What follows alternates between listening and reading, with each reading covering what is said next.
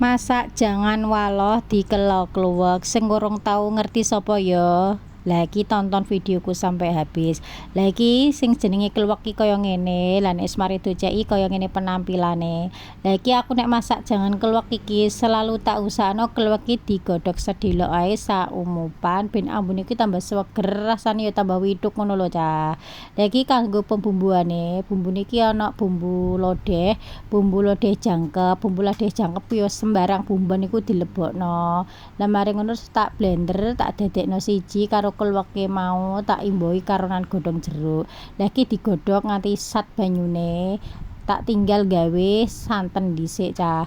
Lah iki santene wis bar tak peresi, terus tak cemplungi karonan waloh. Waloh iki wis bar tak oceki, tak umbah, terus tak ketheki cilik-cilik kaya ngene. Terus tak sokno ning jero santen. Kembali ke bumbon. Lah bumbon iki wis sat banyune, terus tak cemplungi karonan minyak goreng. Lah iki terus diaduk-aduk aja sampai mbok tinggal ben supaya ora ngintip ning ngone jero wajan. Dimasak nganti pecah minyake. Lah wis pecah minyak ngene iki berarti tandane bumbune wis mateng ya wis tanek, Cah.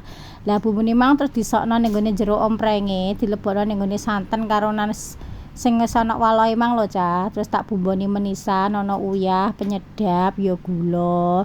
Terus tak aduk-aduk, tak tumpangno ning jero kompor.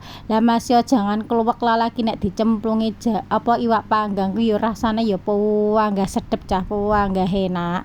Lah terus ngono tak imbuhi karonan kayu legi ben tambah seger kok ambune nek umep ngono kae.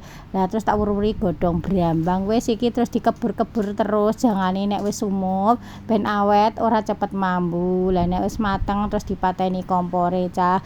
Wis mateng beres sing urung tau jajal, sing ora tau ngerti jangan kluwek dikelo waloh. Jangan waloh dikelo kluwek wis kaya ngene iki wituk rasane.